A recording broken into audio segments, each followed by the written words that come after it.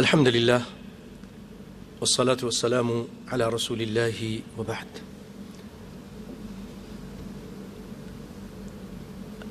ابھی جو گفتگو ہوگی اس کا موضوع ہے قربانی کے فضائل اور مسائل۔ قربانی کے فضائل اور مسائل۔ اللہ تعالیٰ قرآن پاک میں فرماتے ہیں قل ان صلاتي ونسكي ومحياي ومماتي لله رب العالمين لا شريك له وبذلك امرت وانا اول المسلمين۔ اے پیارے پیغمبر اعلان کر دیجئے، کہہ دیجئے میری نماز، میری قربانی، نسکی قربانی، میری زندگی شب و روز پوری زندگی، اور میرا مرنا، میری موت، سب کچھ، میری زندگی، میری موت، میری نمازیں، میری قربانیاں سب اللہ رب العالمین کے لیے ہیں۔ وہ کون رب العالمین ہے؟ لا شریک لہ، اس کا کوئی شریک نہیں۔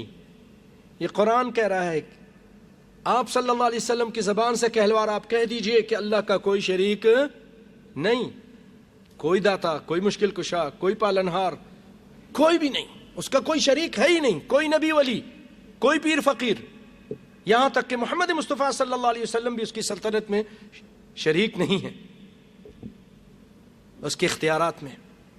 بھائیو عقیدہ صحیح رکھو، اللہ کا کوئی شریک نہیں۔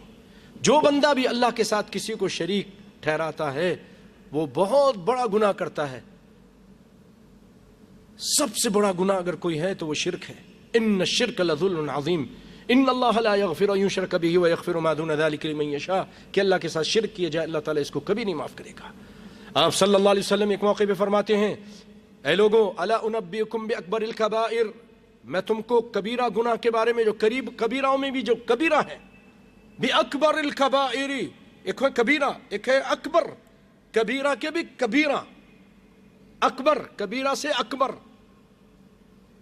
لوگوں نے کہا بتائیے، آپ نے فرمایا الاشراک باللہ، اللہ کے ساتھ شرک کرنا، کہنا یا اللہ مدد، پھر کہنا یا فلاں پیر صاحب مدد، یا غوث پاک مدد، یا علی حجویری مدد، یا داتا مدد، یا نبی ولی مدد۔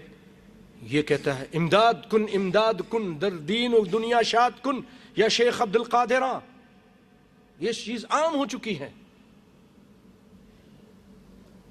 کہتے ہیں یا شیخ عبد القادر شیئا للہ، ہمیں بھی اللہ کے لیے کچھ دے دو۔ اللہ سے نہیں مانگتے، اللہ کے بندوں سے مانگتے ہیں، یہ شرک ہے۔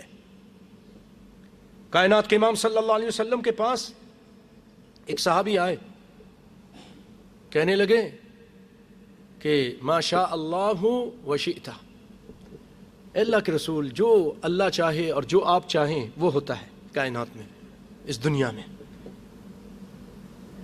آپ نے فرمایا اجعلتنی للہ ندن، میرے صحابی، میرے ساتھی، تم نے مجھے اللہ کا شریک اور ساجی بنا دیا۔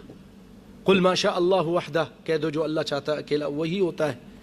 میری بہت ساری چاہتیں تھیں، نہیں پوری ہوئیں، نہیں ہوئیں۔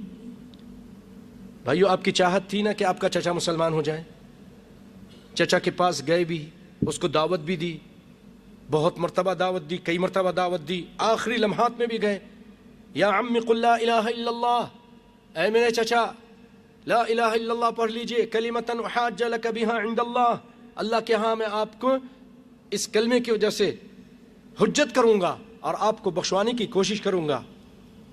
لیکن حدیث کے الفاظ ہیں بخاری کے کہ وہ ابا ان یقول لا الہ الا اللہ، اس نے انکار کیا کہ وہ لا الہ الا اللہ کہے۔ آپ کو بڑا غم ہوا، آپ کو دکھ ہوا، آپ صلی اللہ علیہ وسلم نے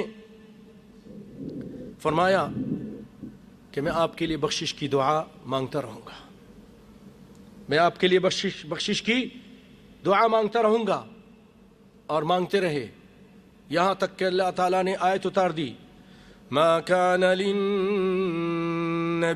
والذين آمنوا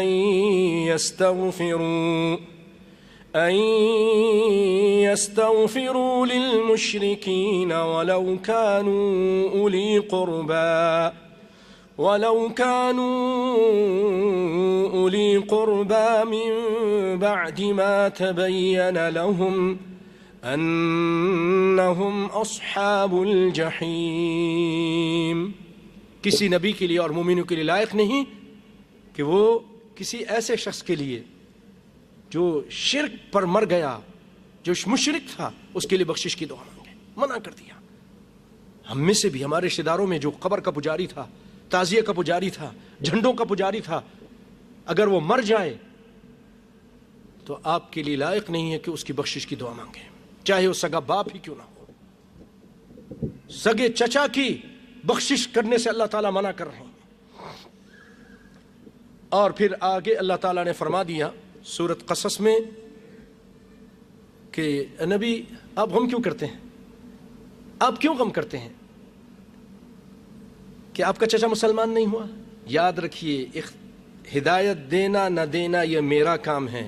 آپ کا کام ہے ہدایت کا راستہ بتلا دینا، اراءۃ الطریق، تعلیم دے دینا. آپ نے تعلیم دی، آپ نے کچھ کمی نہیں کی، لیکن یہ میری بنائی ہوئی تقدیر ہے، میں نہیں چاہتا. آپ کیوں غم کرتے ہیں؟ اللہ تعالیٰ نے فرمایا انک لا تہدی من احببت ولکن اللہ یہدی من یشاء الی صراط مستقیم. آپ جس کو چاہیں ہدایت دینا نہیں دے سکتے، ہدایت پہ گامزن کرنا نہیں کر سکتے. ہدایت راستہ بتلانا آپ کا کام ہے. انک لتہدی الی صراط مستقیم. سورۃ شورى کے آخر میں فرمایا کہ آپ لوگوں کو راستہ بتلاتے ہیں، لیکن راستے پہ چلانا یہ آپ کا کام نہیں. بعض لوگ دھوکہ دیتے ہیں یہاں پر. دیکھو اللہ تعالیٰ کہہ رہا ہے سورۃ شورى کے آخر میں کہہ رہا ہے انک لتہدی الی صراط مستقیم. آپ سیدھے راستے دکھاتے ہیں، وہ یہ تعلیم کرتے ہیں. آپ بھی تو ہدایت دیتے ہیں نہیں. یہاں پر ہدایت سے مراد اراءۃ الطریق، تعلیم دینا ہے، اور ہدایت پہ چلانا وہ اللہ کا کام ہے، جیسا کہ سورۃ قصص کی آیت جو میں نے پہلے پڑھی وہ ہے. تو بھائیو، لا شریک لہ وبذالک امرت، اللہ کا کوئی شریک نہیں اور اسی کا مجھے آرڈر دیا گیا ہے. وانا اول المسلمین، اور میں پہلا مسلمان ہوں اس امت میں. نبیوں کے بعد میں یہ دعوت دینے والا پہلا مسلمان ہوں. اور بھائیو، اسی قربانی کے بارے میں اللہ تعالیٰ فرماتے ہیں انا اعطیناک الکوثر فصل لربک وانحر، کہ ہم نے آپ کو کوثر عطا کیا ہے، حوض کوثر. اللہ تعالیٰ سے دعا ہے کہ اللہ تعالیٰ اس کا پانی ہم سب کو نصیب فرمائے، آمین. اور آپ اپنے رب کے لیے نمازیں پڑھیے اور قربانی کیجیے. جب یہ آیت نازل ہو گئی، یہ سورت، تو آپ صلی اللہ علیہ وسلم بہت زیادہ نمازیں پڑھتے تھے اور قربانی بھی کرتے تھے. آپ صلی اللہ علیہ وسلم مدینے کے اندر 10 سال رہے، قربانی کرتے تھے. اور یہ سنت مؤکدہ ہے. اسی لیے آپ صلی اللہ علیہ وسلم فرماتے ہیں من وجد ساعة فلم يضحي فلا يقربن مصلانا. جو شخص کشادگی پاتا ہے، اس کے پاس اتنا مال ہے کہ قربانی کر سکے، پھر بھی وہ قربانی نہیں کرتا، تو ہمارے عیدگاہ میں آنے کی ضرورت نہیں. گھر میں بیٹھا رہے، گھر میں بیٹھا رہو، مال بھی ہے، سب کچھ ہے، پھر قربانی نہیں کرتے. اس کو امام احمد نے روایت کیا ہے. وقال احمد شاکر، شیخ احمد شاکر رحمۃ اللہ علیہ، جو ناصر الدین البانی رحمۃ اللہ علیہ کے ہم اثر تھے، بہت بڑے محدث گزرے وہ بھی. وہ کہتے ہیں اسنادہ حسن، اس کی سند حسن درجے کی ہے. اور بھائیو، کچھ اس کے احکام ہیں. یاد رکھیے کہ یہ قربانی، اس کا مقصد یہ نہیں کہ گوشت گھر میں آ جائے اور گوشت پکے اور مزے سے سب کھائیں، یہ نہیں ہے. بلکہ یہ اللہ کی ایک نشانی، ایک شعیرہ، من شعائر اللہ ہے، اس کو زندہ کرنا مقصد ہے۔ اور یاد رکھیے اللہ تعالیٰ فرماتے ہیں وَمَن يُعَظِّمْ شَعَائِرَ اللَّهِ فَإِنَّهَا مِن تَقْوَى الْقُلُوبِ، جو اللہ کی نشانیوں کی عزت کرتا ہے، احترام کرتا ہے، عظمت کو تسلیم کرتا ہے، یہ اس کے دل کے تقوی، یہ دل کے تقوی سے ہے، اس کے دل کے تقوی کی ہے کہ وجہ سے وہ ان چیزوں کی احترام کرتا ہے۔ اور اللہ تعالیٰ فرماتے ہیں لَن يَنَالَ اللَّهَ لُحُومُهَا وَلَا دِمَاؤُهَا وَلَكِن يَنَالُهُ التَّقْوَى مِنكُمْ، کہ اللہ کو تمہارا یعنی قربانی کا گوشت نہیں پہنچتا، نہ اس کا خون پہنچتا ہے، تو اللہ کو کیا پہنچتا ہے؟ وَلَكِن يَنَالُهُ التَّقْوَى مِنكُمْ، تمہارا تقوی، تمہارا اخلاص، تمہاری نیت جو اچھی ہے، یہ اللہ کے ہاں پہنچتی ہے۔ اسی لیے آپ صلی اللہ علیہ وسلم نے وہ شخص جو قربانی کرنے کے لیے جانور تو لایا لیکن عید کی نماز سے پہلے قربانی کر دی، ذبح کر دیا، تو آپ نے فرمایا من ذبح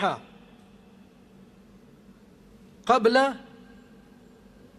وفی روایت قبل الصلاۃ، جس نے نماز سے پہلے قربانی کی، عید کی نماز سے پہلے، فإنما هو لحم قدمه لأهله، وہ گوشت ہے جو اپنے گھر والوں کے لیے اس نے پیش کیا ہے۔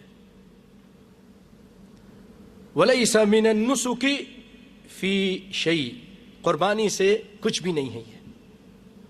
اور آگے فرماتے ہیں آپ وَمَنْ ذَبَحَ بَعْدَ الصَّلَاةِ تَمَّ نُسُكُهُ أَصَابَ سُنَّةَ الْمُسْلِمِينَ، اور جس نے نماز عید کے بعد قربانی کی وہ اس کی قربانی مکمل ہوئی اور وہ مسلمانوں کی جو سنت ہے اس نے اس کو پورا کیا۔ اس کو بخاری نے روایت کیا ہے۔ اور بھائیو، قربانی صرف جو پالتو جانور جن کو بہیمۃ الانعام کہتے ہیں اسی کی ہو سکتی ہے، اس کے علاوہ دیگر اور جانور ہیں اس کے نہیں ہو سکتی۔ وہ ہیں اونٹ، گائیں، بکریاں، دمبے، یہ بہیمۃ الانعام میں شمار ہوتے ہیں۔ اور یہ یاد رکھیے گا اونٹ کے لیے 5 سال ہونا ضروری ہے، گائے کے لیے 2 سال، تیسرے میں داخل ہو چکی وہ گائیں یا بیل، اور بکری ان کان من الضأن، اگر یہ بھیڑ ہے تو یہ 6 مہینے کی بھی قبول ہوگی بھیڑ، ورنہ بکری کے لیے 1 سال ہے۔ وَإِن كَانَ مِنَ الْمَعِزِ فَسَنَةٌ وَاحِدَةٌ فَمَا فَوْقَ، 1 سال ہو، 1 سال میں اس کے 2 دانت آ جاتے ہیں بکری کے، بکری بکرا وغیرہ کے۔ لیکن دمبا کے لیے کیونکہ وہ فرما ہوتا ہے تو وہ 6 مہینے کے بھی اگر ہے تو اس کی قربانی جائز ہے۔ یہاں ایک سوال اکثر لوگ کرتے ہیں، جاوید بھائی نے بھی کیا تھا، کہ بھینس کی قربانی جائز ہے کہ نہیں ہے؟ بھائیو، بھینس جو ہے نا یہ ان علاقوں کا جانور ہے آج بھی جہاں پانی ہوتا ہے، موسم تھوڑا معتدل رہتا ہے، کیونکہ اس کو پانی کی ضرورت ہوتی ہے۔ آپ دیکھتے نہیں ہمارے یہاں جو بھینسیں ہوتی ہیں اگر ان کو کوئی دریا نہ ملے تو وہ گندے نالے میں اتر جاتی ہیں بیچارے، اب کیا کریں، ہے نا۔ پاکستان میں، کراچی میں، لاہور میں ٹھنڈک اس کو چاہیے، اسی لیے کچھ لوگوں نے یہاں بھینسیں پالی ہیں عرب میں، لیکن ان کے لیے پانی کا انتظام، ایئر کنڈیشن کا انتظام اس کے ساتھ اس کے پرورش کرتے ہیں۔ اس زمانے میں یہ چیزیں نہیں تھیں، نبی صلی اللہ علیہ وسلم کے زمانے میں بھینسیں مصر میں ہیں، مصری لوگ بھینس کا دودھ جیسے ہم لوگ پسند کرتے ہیں، بھینس کا دودھ بڑا لذیذ ہوتا ہے تو وہ لوگ بھی بہت پسند کرتے ہیں، اس لیے ان کے دیکھیں آپ صحت بھی اچھی ہوتی ہے، لمبے چوڑے ہوتے ہیں، یہ بھینس کے دودھ کی خاصیت ہے، ہڈی کو مضبوط کرتا ہے۔ تو اس زمانے میں عرب میں نبی صلی اللہ علیہ وسلم کے ان علاقوں میں حجاز میں بھینس نہیں تھی. شیخ فوزان اور دیگر علماء لجنۃ الدائمہ وغیرہ اس طرف گئے کہ بھینس کو گائے پر قیاس کر کے بھینس کی قربانی کو جائز قرار دیا ہے. بعض لوگ پھر اعتراض کرتے ہیں نہیں اس کا تو کوئی ثبوت نہیں ملتا، یہ نہیں ملتا. تو بھائیو آپ مجھے یہ بتائیے ہیروئن حرام ہے کہ حلال ہے؟ نبی صلی اللہ علیہ وسلم کے زمانے میں تو تھا نہیں، کیوں حرام ہے؟ کیوں حرام ہے؟ کیا چیز اس کو حرام کرتی ہے؟ بھائیو اس کے اندر وہ علت پائی جاتی ہے جو شراب کے اندر ہے، اور وہ ہے نشہ. آدمی اپنے آپ میں نہیں رہتا، دماغ اس کا معاف ہو جاتا ہے، کچھ سمجھ میں نہیں آتا کیا کر رہا ہے، کدھر جا رہا ہے. تو جو علت اس کے اندر ہے وہی علت اس کے اندر ہے. اسی لیے اس طرح کی جتنی چیزیں ہیں وہ حرام ہیں. تو وہی بھینس جو ہے وہ گائے جیسی ہے، بس رنگ اس کا بیچاری کا تھوڑا کالا ہے نا.